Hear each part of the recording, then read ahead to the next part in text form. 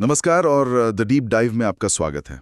नमस्कार। आज हम कुछ दस्तावेजों और रिपोर्टों के आधार पर बिहार की राजनीति और अपराध के एक काफी चर्चित बल्कि कहूं तो स्याह अध्याय की गहराइयों में उतर रहे हैं। ये कहानी सिवान से शुरू होती है, एक ऐसी जगह जिसके बारे में इन स्रोतों में कहा गया है कि वहां सत्ता सिर्फ कुर्सी से नहीं चलती थी, बल्कि कभी-कभी बंदूक की नली से तय होती थी, है ना? हाँ बिल्कुल। और ये स्रोत हमें उस दौर की तस्वीर दिखाते हैं जब मोहम्मद शहाबुद्दीन का नाम सिवान में आप कह सकती हैं खौफ का दूसरा नाम माना जाता था।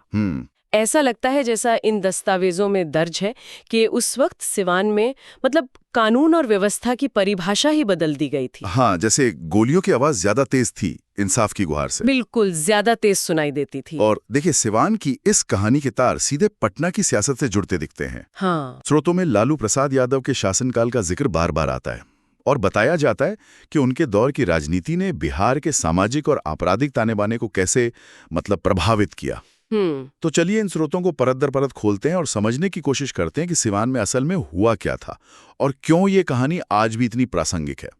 तो शुरुआत करते हैं 1990s के दशक से। ये वो दौर था जब लालू प्रसाद यादव बिहार की सत्ता के शिखर पर थे। हाँ। इन स्रोतों में उनके शासनकाल को अक्सर जंगल राज के तौर पर संदर्भित किया गया है। जंगल राज, ये शब्द ही अपने आप में बहुत कुछ कहता है। बिल्कुल। और ये महज एक राजनीतिक जुमला नहीं था, बल्कि कई लोगों के लिए, जैसा कि इन दस्तावेजों में बताया गया है, ये रोजमर्रा की जिंदगी का एक कड़वा सच था, एक डर का माहौल था। हाँ। स्रोत इस बात का इशारा करते हैं कि उस दौर में राजनीति और अपराध के बीच की जो रेखा थी वो धुंधली पड़ गई थी। बहुत ज्यादा। बाहुबलियों यानी मसल पावर वाले नेताओं को चुनावी टिकट देना और आपराधिक पृष्ठभूमि वाले लोगों का सत्ता के गलियारों में दखल बढ़ना, ये बातें इन दस्तावेजों में आम बताई गई हैं। ये एक तरह से नॉर्मलाइज हो गया था क्या? हाँ, कह सकते हैं। और इसी माहौल में मोहम्मद शहाबुद्दीन का उदय हुआ। स्रोत बताते हैं कि वो सिर्फ एक नेता नहीं थे, बल्कि सिवान में एक समानांतर सत्ता का केंद्र बन गए थे।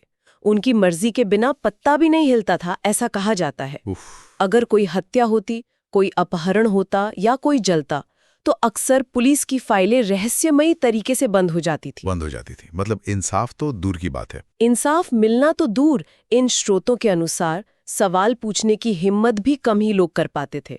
ये वाकई खौफनाक तस्वीर है। और इसी खौफ के माहौल में एक आम इंसान ने सिर उठाने की हिम्मत की। हाँ। जिनका नाम था चंदा बाबू, यानी चंद्रकेश्वर प्रसाद। वो सिवान के एक साधारण व्यापारी थे। बिल्कुल। साल 2004 की बात है। स्रोत बताते हैं कि उनसे रंगदारी मांगी गई। इनकार उस वक्त के सिवान में शायद बहुत बड़ी गुस्ताखी मानी गई।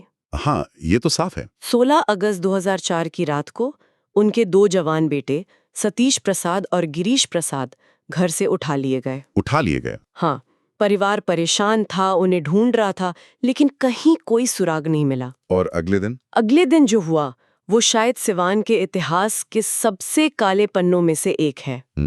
स्रोतों में दर्ज विवरण सच में रोंगटे खड़े कर देने वाले हैं। हाँ बिल्कुल। शहर के बीचों बीच प्रतापपुर गांव के पास 2 युवकों को तेजाब से नहलाया गया। तेजाब से? हे भगवान। उनकी चीखें शायद दूर तक गई होंगी, लेकिन मदद के लिए कोई आगे नहीं आया। शहर एक अजीब सी खामोशी में डूब गया। खामोशी, डर की खामोशी। हाँ, डर की। ये सिर्फ हत्या नहीं थी, ये एक संदेश था, जैसा कि स्रोत बताते हैं। संदेश?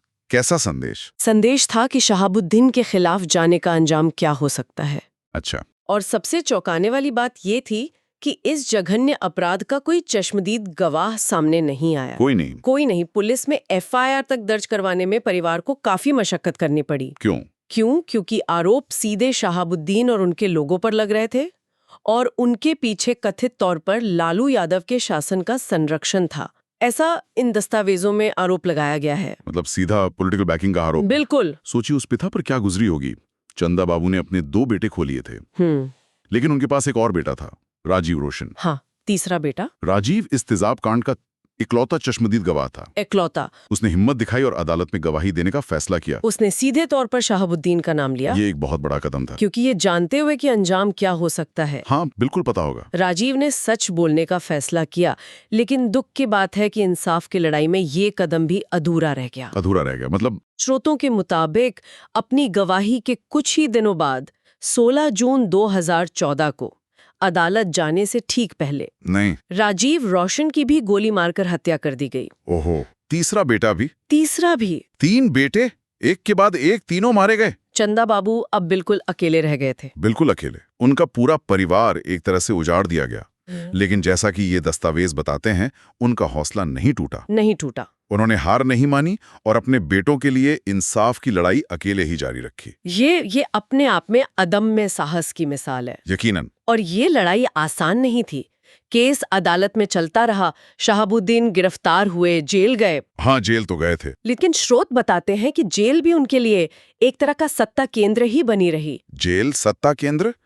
कैसे? उन पर आरोप लगे कि वो जेल से ही अपना दरबार चलाते थे, मोबाइल फोन का इस्तेमाल करते थे, नेता और समर्थक उनसे जेल में मिलने आते थे। अरे! ये तस्वीरें और खबरें मीडिया में भी आए, जो व्यवस्था पर गंभीर सवाल खड़े करती थीं। हाँ, ये तो मतलब सिस्टम पर ही सवाल है पूरा। बिल्कुल। और यहाँ एक और दिलचस्प पहलू सामने आता है, जिसका जिक्र इन स्रोतों में है। क्या? राष्ट्रीय जनता दल आरजेडी, लालू यादव की पार्टी, उसके कई नेता कथित तौर पर खुलेआम शहाबुद्दीन का बचाव करते रहे मतलब खुलकर? हाँ, खुलकर उनके समर्थन में बयान देते रहे।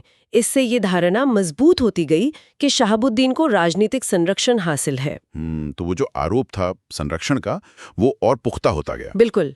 मामला निचली अदालतों से होता हुआ सुप्रीम कोर्ट तक पहुंचा।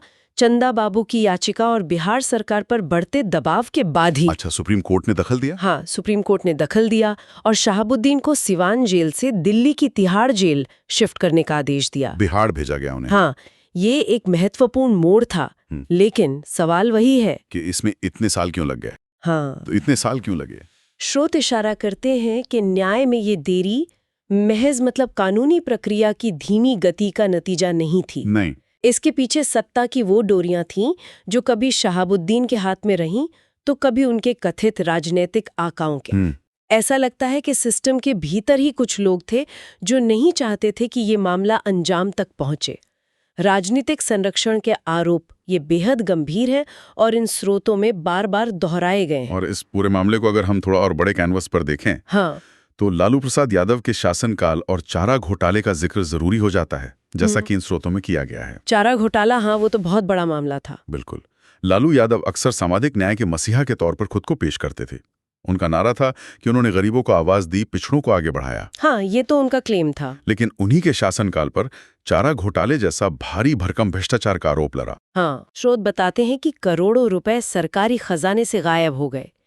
कागजों पर स्कूटर और मोटरसाइकिलों पर टन टन चारा ढोया गया।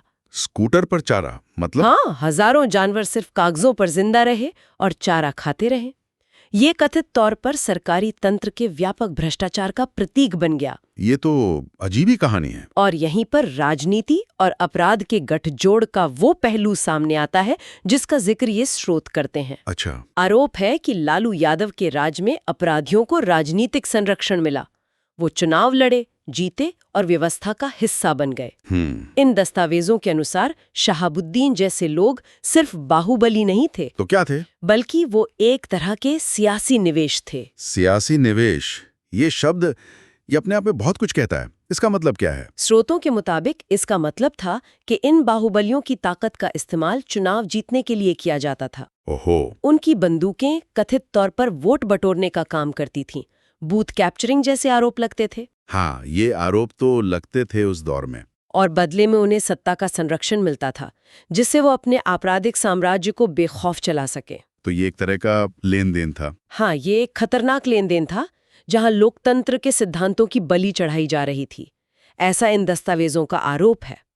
शहाबुद्दीन का मामला इसी कथित गठजोड़ का एक प्रमुख उदाहरण माना जाता है। और इस पूरी उथल-पुथल, लंबी कानूनी लड़ाई और राजनीतिक दांव-पेच के बीच वो शख्स जो इस लड़ाई का केंद्र था, चंदा बाबू। हाँ, चंदा बाबू। वो धीरे धीरे पृष्ठभूमि में चले गए। 16 दिसंबर 2020 को सिवान के एक सरकारी अस्पताल में उन्होंने गुमनामी में आखिरी सांस ली। ये विडंबना ही है ना? जिस व्यक्ति ने अपने 3 बेटों की कथित हत्या के खिलाफ इतनी बुलंद आवाज उठाई, जिसने कथित तौर पर बिहार की सबसे ताकतवर राजनीतिक शक्तियों से टक्कर ली, उसका अंत इतनी खामोशी से हुआ।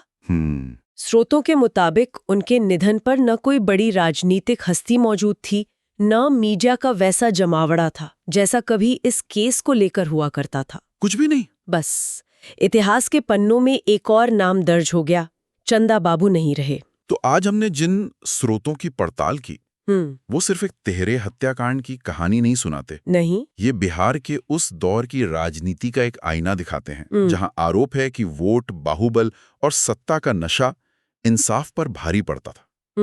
ये दिखाते हैं कि कैसे कथित तौर पर सिस्टम को अपनी मर्जी से मोड़ा जा सकता है। ये कहानी एक अकेले पिता के असाधारण संघर्ष की भी है। एक ऐसा पिता जिसने अपना सब कुछ खो दिया लेकिन सच और इंसाफ के लिए लड़ना नहीं छोड़ा। ये कहानी उस व्यवस्था पर भी गहरे सवाल खड़े करती है जहां अक्सर नेता सार्वजनिक मंचों से कहते हैं कि कानून अपना काम करेगा। हाँ, ये जुमला तो बहुत सुना है। लेकिन पर्दे के पीछे, जैसा कि इन स्रोतों में आरोप लगाया गया है, उसी कानून की डोरियों से खेलने की कोशिशें होती रहती हैं। ये व्यक्ति बनाम व्यवस्था की एक त्रासद गाथा है। बिल्कुल। अगली बार जब हम राजनीति में बाहुबल या अपराध के गठजोड़ की खबरें सुने या पढ़ें तो शायद चंदा बाबू और उनके बेटों की ये कहानी जैसा इन स्रोतों में दर्ज है हमें याद आए। ये हमें याद दिलाती है कि राजनीतिक नारों और वादों के पीछे की हकीकत कितनी जटिल और कभी-कभी कितनी क्रूर हो सकती है। और अंत में ये सोचने पर भी मजबूर करती है कि क्या वाकई आवाजें दबाई जा सकती हैं? ये बड़ा सवाल है। चंदा बाबू भले ही नहीं रहे, शहाबुद्दीन की भी मौत हो चुकी है, लेकिन ये कहानी जिंदा है। ये हमें लगातार याद दिलाती है कि सत्ता संरचनाएं कैसे आम आदमी के जीवन और न्याय की उसकी तलाश को प्रभावित कर सकती हैं। ये एक सवाल छोड़ जाती है, क्या भविष्य में ऐसी कहानियों को दोहराने से रोका जा सकता है? ये विचार करने योग्य है।